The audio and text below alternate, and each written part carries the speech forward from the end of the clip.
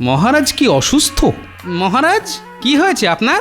ও আর হওয়া, ও বাবা, শেষ রাত থেকে পেটের যন্ত্রণা আর থেকে থেকে ঘরবার করতে করতে আমি নেতিয়ে আধখানা হয়ে গেছি গোপাল।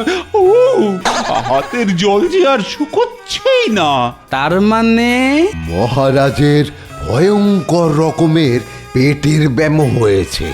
কিন্তু এমন সাংঘাতিক পেটের ব্যামো হলো কি করে?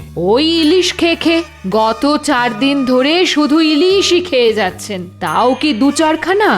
গতকাল তো একটা 1.5 সেরি ইলিশ একলা খেলেন। সে কি 1.5 সেরি ইলিশ একলা? ও দাদু, খিচুড়ি আর ইলিশ মাছ ভাজা খাবো। হ্যাঁ দাদু, খিচুড়ি আর ইলিশ মাছ, ওহ যা জমবে না, ভাবলেই জিভে জল এসে যাচ্ছে। দেখ দেখ, বেলা তো অনেক হয়ে গেছে, এত বেলায় বাজারে কি আর ইলিশ পাওয়া যাবে? তার চেয়ে বরং আজ খিচুড়ি আর বেগুন ভাজাই খা, পরে না হয় একদিন খাওয়াবো। না না না, কোনো কথা শুনবি না। হ্যাঁ, তোদের কিপ্টে দাদুকে এখনই বাজারে পাঠা। হ্যাঁ দাদু, যাও না যাও না। ঠিক আছে, যাচ্ছি। ভালো ইলিশ না পেলে কিন্তু কিচ্ছু বলতে পারবি না। হ্যাঁ, আরে বলা বলি পরে হবে, আগে যাও তো। আয় আয়, ঘরে এসে বস, আমি এক্ষুনি খিচুড়ি বসিয়ে দিচ্ছি। মাছ আসলেই কেটে কুটে খোলা ছাড়িয়ে চড়িয়ে দেব। প্রাণ ভরে খাবি। আরে আরে, কি হলো কি? এখনো হা করে দাঁড়িয়ে আছো কেন? যাও।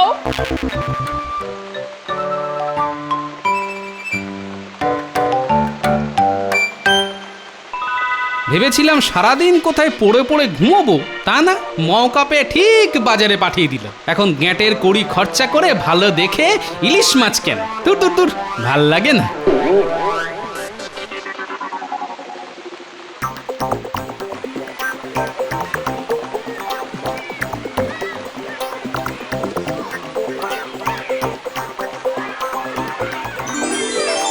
কে বাবু, এই ইলিশ ভালো হবে তো? আগে ভালো কি বলছেন, একেবারে সেরা জিনিস, সেই দুটো পড়ে আছে। তাহলে দাও দেখি। ওমা, এ কি করছেন? মাছ দুটো তো গোপাল বাবু নিয়েছেন। কিন্তু আমি যে এগুলো মহারাজের জন্য নিতে এসেছি, এখন তুই ঠিক কর কাকে দিবি, মহারাজকে না গোপালকে? কি যে বলেন মন্ত্রী মশাই, মহারাজকে না দিয়ে কি আর পার পাওয়া যায়? ঠিক আছে, আপনি নিয়ে যান, খুব ভালো স্বাদ, দেখবেন মহারাজ খেয়ে খুব তারিফ করবেন। আগে মন্ত্রী মশাই, বলছিলাম যে মাছের দামটা। হ্যাঁ রে, তুই কোথাকার আহাম্মক রে? হ্যাঁ, মহারাজের কাছ থেকে মাছের দাম চাইছিস? হ্যাঁ, বলি এ কথাটা মহারাজের কানে গেলে তোর কি অবস্থা হবে ভেবে দেখেছিস? হ্যাঁ, কোনোদিন আর মাছ নিয়ে বাজারে বসতে পারবি?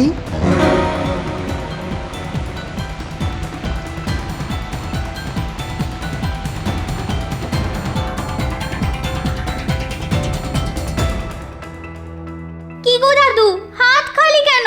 মাছ আনোনি? না রে, পেলাম না। মানে বলি পেলে না, নাকি দুটো পয়সা বেশি খরচা হওয়ার ভয়ে নিয়ে এলে না? এই কি আজে বাজে কথা বলছো বলো তো?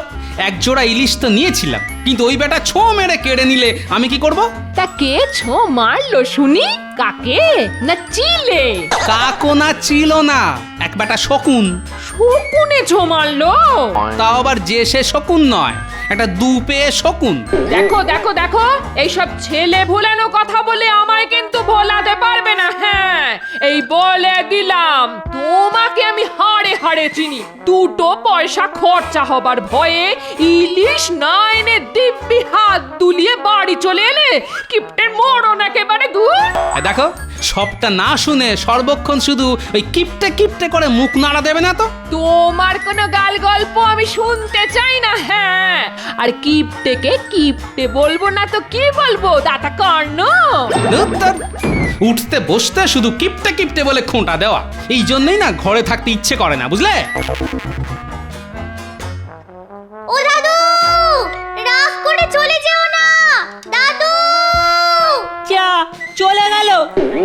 যত নষ্টের গোড়া আমাদের এই মহারাজ।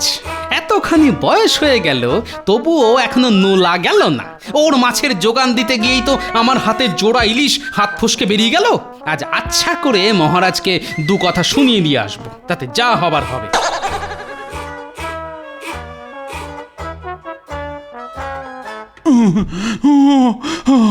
ওরে বাবা রে, ও ও, ও,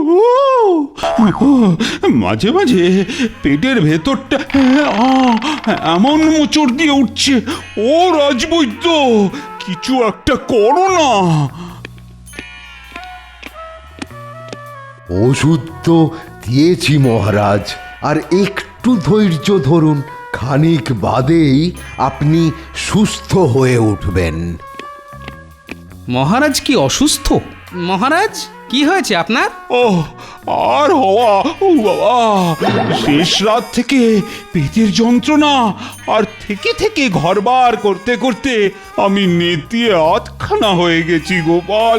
ও হাতের জল যে আর শুকোচ্ছেই না।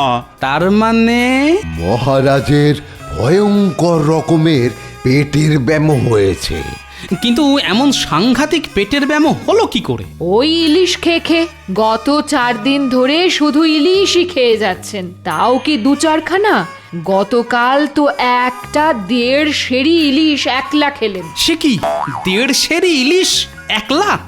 আর শেষ রাত থেকে পেটের যন্ত্রণায় ছটফটানি। ইলিশ খেয়ে পেটের ব্যামো যখন হয়েছে তখন আজ আর নিশ্চয়ই ইলিশ খাবেন না। তবুও একবার জেনে নিতে হচ্ছে। মহারাজ, আর কি ইলিশ খেতে ইচ্ছে করছে? ইলিশ? না না, ইলিশের নাম শুনলেই আমার এখন কেমন গা বমি বমি করছে। বুঝেছি, তার মানে মহারাজের নাম ভাঙিয়ে নিজে খাবে বলে মন্ত্রী বেটা বিনে পয়সায় বাজার থেকে ইলিশ হাতিয়ে এনেছে। ঠিক আছে, বোঝাবো এবার মজা। রানীমা, মহারাজের শরীর খারাপের কথা কি আমাদের মন্ত্রী মশাই জানেন? হয়তো জানে না। আমি কি তাহলে ওকে একবার খবর পাঠাবার ব্যবস্থা করব? হ্যাঁ হ্যাঁ, এক্ষুনি পাঠাও। দেখছো তো, ইলিশের গুঁতোয় আমি একেবারে শুয়েই পড়েছি। ও কবে যে রাজসভায় যেতে পারবো কে জানে। তাই ওর ঘাড়ে এখন অনেক কাজ। আমি এক্ষুনি ব্যবস্থা করছি। বেটাকে আজ এমন শিক্ষা দেব না, অনেক দিন মনে রাখবে। বাবা, কি বড় ইলিশ! তাও আবার একখানা নয়, দুখানা। তেমন বড় আর তাজা ইলিশ জোড়ার দাম কত পড়লো? দম? হ্যাঁ? তুমি হাসালে। আরে ভুলে যাচ্ছ কেন? আমি এ রাজ্যের মন্ত্রী। দামের কথা উঠতেই মাছওয়ালা হাত জোর করে বলল, আপনি খাবেন? এ তো আমার সৌভাগ্য। দামের কথা বলে আমায় লজ্জা দেবেন না মন্ত্রী মশাই। তাই নাকি? হ্যাঁ, তা বেশ জমিয়ে রান্না করো তো দেখি। ইলিশ ভাজা, ইলিশের ঝাল, ইলিশ মাছের ভাপা, তারপর ওই কি যেন বলে, হ্যাঁ মনে পড়েছে, ইলিশ পাতুরি। এই বর্ষার বাজারে বেশ জমিয়ে খাওয়া যাবে আজ। যা ভেবেছি তাই। ও মন্ত্রীমশাই বাড়ি আছেন? উফ, যেই একটু মাছ কোটা দেখছি অমনি মন্ত্রীমশাই বলে হাঁক ডাক। কে? আমি রাজবাড়ির রক্ষী। দাঁড়াও, যাচ্ছি। কি হলো কি? হ্যাঁ, হাঁক ডাক করছো কেন? আগে ওই এক্ষুনি একবার রাজবাড়িতে চলুন, মহারাজ ডেকেছেন। কেন? সে তো আমি জানি না, তবে মহারাজের খুব অসুখ, ওই পেটের ব্যামোয় কাহিল হয়ে পড়েছেন। ঠিক আছে, তুমি যাও, আমি আসছি। যে আজ্ঞে। এই জন্যই বলে, কপালে না থাকলে ঘি, ঠকালে হবে কি? কেন হঠাৎ এ কথা বলছো কেন? বলছি কি আর সাধে? কোথায় ভেবেছিলাম মাছ কোটা দেখে, তারপর ভাজা মাছের গন্ধ শুঁকে, তারপর আয়েশ করে খাবো। তা না। আহা কি হলো সেটা বলবে তো।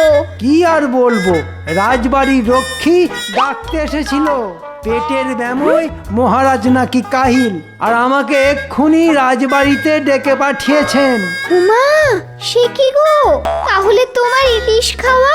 মনে হচ্ছে এবেলা আর হবে না, রাজবাড়ি থেকে আসতে আসতে হয়তো দেরি হয়ে যাবে। তাহলে কি হবে? মুখের মাছ বলে কথা। তবে সন্ধেবেলা এসে আঁশ মিটিয়ে খাবো। শোনো, তুমি মাছগুলোকে ভালো করে কেটে বেছে নুন হলুদ মাখিয়ে রান্নাঘরের শিকেতে ঝুলিয়ে রেখো। হ্যাঁ, রাতের বেলায় গরম গরম ভেজে দিও। শুধু গরম ইলিশ ভাজা আর গরমা গরম ভাত, যা জমে যাবে না। দাঁড়া বেটা, তোকে আমি গরম ইলিশ ভাজা খাওয়াচ্ছি। কি রে, কি হলো? কতক্ষণ আর অমন চুপ করে বসে থাকবি? খিচুড়ি তো ঠান্ডা হয়ে জমে পিত্তি হয়ে গেল। এরপর কি আর ওই ঠান্ডা বেগুন ভাজা দিয়ে মুখে তুলতে পারবি? কিন্তু দাদু যে এখনো এলো না। তেজ দেখিয়ে বেরিয়ে গেছে। ও যখন আসে আসুক, তোরা খেয়ে নে। দিদিমা, দাদুকে শুধু মুধু কিপটে বলে তুমি কিন্তু খুব অন্যায় করেছো। আচ্ছা, আমাদের দাদু কি এতই কিপটে নাকি? না না, কখনো না। দাদু আমাদের কত কি কিনে খাওয়ায়, বাদাম তক্তি, মোয়া, রসগোল্লা। আর একদিন ইলিশ মাছ আনতে পারেনি বলে তুমি তাকে কিপটে বলবে? সকালে তোদের জন্য ইলিশ আনতে পারিনি বলে আমার খুব কষ্ট হয়েছিল, বুঝলি। তবে এখন এমন ব্যবস্থা করে এসেছি যে রাতে তোরা প্রাণ ভরে ইলিশ খেতে পারবি। সত্যি? তবে সত্যি তখনই হতে পারে যদি তোরা আমার কথা মতো ঠিকঠাক কাজ করতে পারিস। পারবো পারবো, খুব পারবো। তুমি শুধু একবার বলেই দেখো না। তাহলে কাছে আয়, খুব গোপন ব্যাপার তো, তাই তোদের কানে কানে বলতে হবে।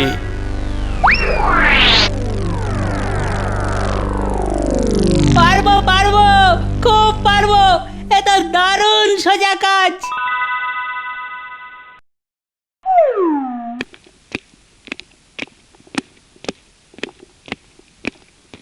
আমায় ডেকেছেন মহারাজ?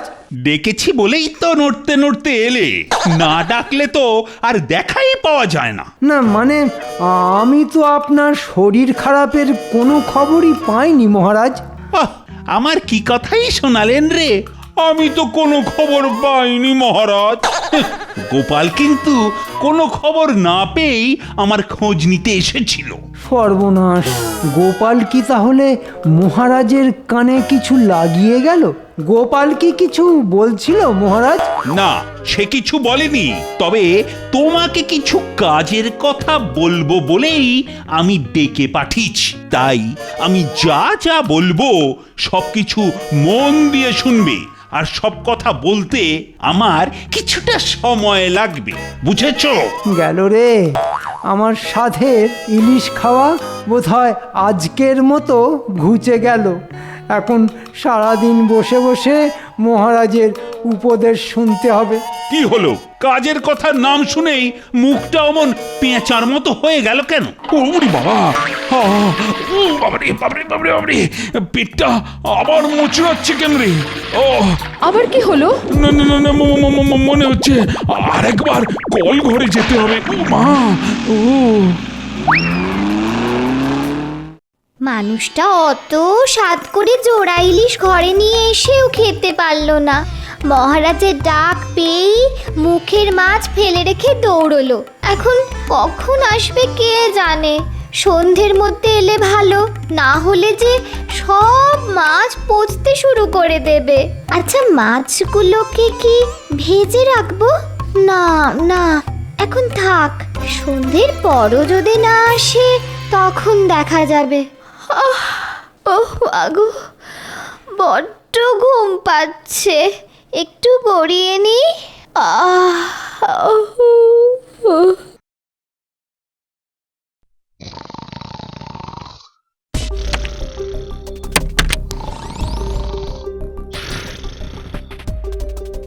দাদু বলেছে ওই হাঁড়ির মধ্যেই মাছ থাকতে পারে। তাহলে চ।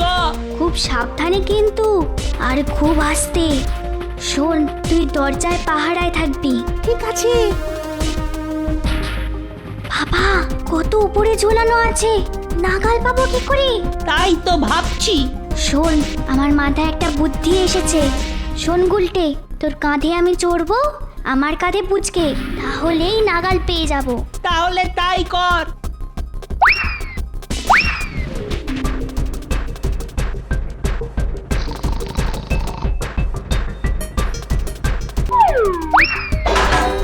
একটা শব্দ হলো না? কে রে? মনে হচ্ছে কিছু একটা গোলমাল বাঁধিয়েছে। মন্ত্রীর বউ যদি এখন রান্নাঘরের দিকে যায়, না, কিছু একটা করতে হবে। ও, তাহলে বেড়াল।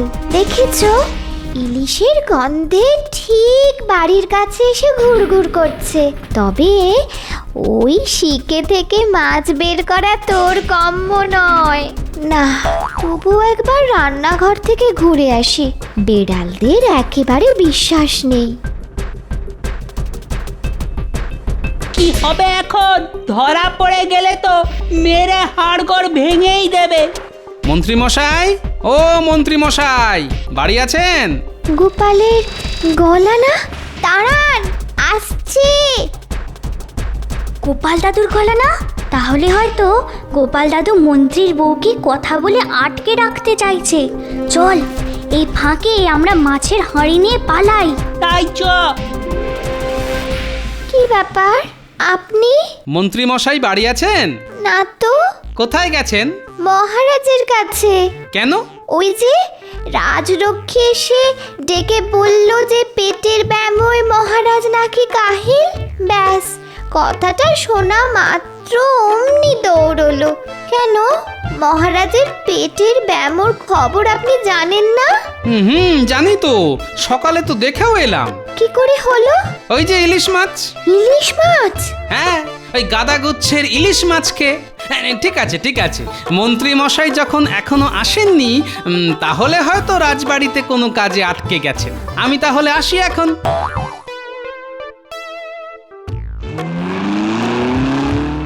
না, রান্নাঘরটা একবার দেখেই আসি।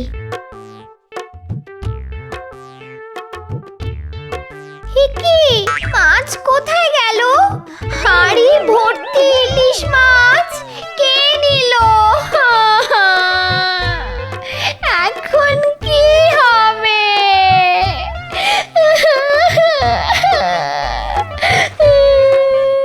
ওহ, আজকে কার মুখ দেখে যে উঠেছিলাম কে জানে। ওদিকে কাঁড়ি কাঁড়ি ইলিশ খেয়ে মহারাজের পেটের ব্যামো, আর এদিকে ইলিশের শোকে আমার পেট একেবারে চুঁই চুঁই চুঁই চুঁই করছে। যাই, তাড়াতাড়ি বাড়ি গিয়ে ইলিশ মাছ ভাজা আর ভাত খেতে হবে। নে নে, এখন গরম গরম মাছ ভাজা খা। দিদা, এখন খেলে পরে আবার খিচুড়ির সাথে পাবো তো? পাবি রে বাবা, পাবি। এখনো পাবি, তখনও পাবি। এত মাছ আছে না যে খেয়ে শেষ করতে পারবি না। শুধু এদের দিলেই হবে? বলি আমায় একটা দাও। মাছ ভাজার যা গন্ধ ছেড়েছে না। কি গন্ধ রে! হ্যাঁ, মনে হচ্ছে গোপালের বাড়ি থেকে আসছে। কিন্তু গোপালের বাড়ি থেকে ইলিশ মাছ ভাজার গন্ধ আসছে কি করে? হ্যাঁ, গোপাল তো সকালে কোনো ইলিশ মাছ পায়নি। তাহলে কি বিকেল বেলা মাছ নিয়ে এলো? যাকে যাক, পা চালিয়ে বাড়ি যাই। ইলিশের গন্ধতে আমার পেটের মধ্যে যেন হাজার ছুঁচো কীর্তন করতে শুরু করে দিল। একটাও মাছ নেই। এখন উনি এলি কি বলবো? কি গো, এমন গালে হাত দিয়ে বসে আছো কেন? যাও যাও, শিগগির রান্নাঘরে গিয়ে মাছ ভাজতে শুরু করে দাও। হাত মুখ ধুয়ে আসছি, এসেই বসে যাব।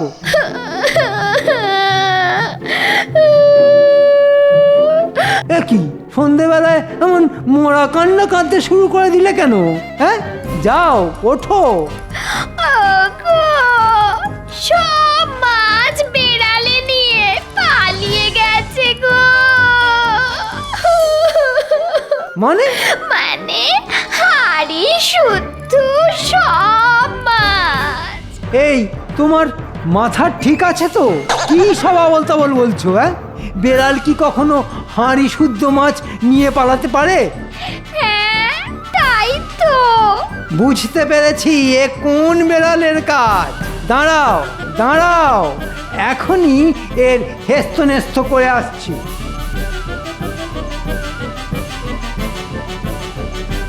তাহলে এবার তোদের দিদিমাকে শুনিয়ে দে। গোপাল, গোপাল, আরে মন্ত্রী মশাই যে, আসুন আসুন, খুব ভালো সময়ে এসে গেছেন। দুটো গরম গরম ইলিশ মাছ ভাজা খেয়ে যান। আমি মাছ ভাজা খেতে আসিনি গোপাল, শুধু জানাতে এসেছি যে এটা কিন্তু তুমি ভালো করলে না। আমার রান্নাঘর থেকে মাছ চুরি করে নিয়ে আসার জন্যে কাল আমি মহারাজের কাছে তোমার নামে নালিশ করব। তাহলে আমিও বলবো যে মহারাজের নামের ভয় দেখিয়ে মাছওয়ালার কাছ থেকে হুজ্জুতি করে আপনি নিজে খাবেন বলে এক জোড়া মাছ হাতিয়ে এনেছেন। আর এসব শোনার পর কি মহারাজ আপনাকে আর আস্ত রাখবেন? হ্যাঁ, মানে মহারাজের ভয় দেখাচ্ছ? ঠিক আছে ঠিক আছে ঠিক আছে, দেখাও দেখাও। তবে একদিন না একদিন তোমার এই কাজের জন্যে আমি না তোমায় দেখে নেব। তাই নাকি? তবে চশমা পরে আসবেন কিন্তু, না হলে আবার তালকানার মতো হাতড়ে মরতে হবে।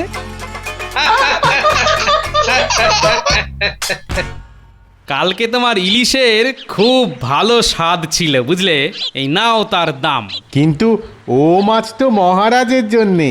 হ্যাঁ মহারাজের জন্যই, তবে পথের মাঝে হাত ঘুরে আমার কাছে চলে এসেছিল। আর এই কৃষ্ণনগরের সকলেই জানে বিনে পয়সায় আমি কোনো জিনিস খাই না। এই জন্যেই তো বলে গোপাল ভাঁড়। বলো জয় জয় গোপাল ভাঁড়ের জয়। জয় আমাদের গোপাল দাদুর জয়। জয় আমাদের গোপাল দাদুর জয়।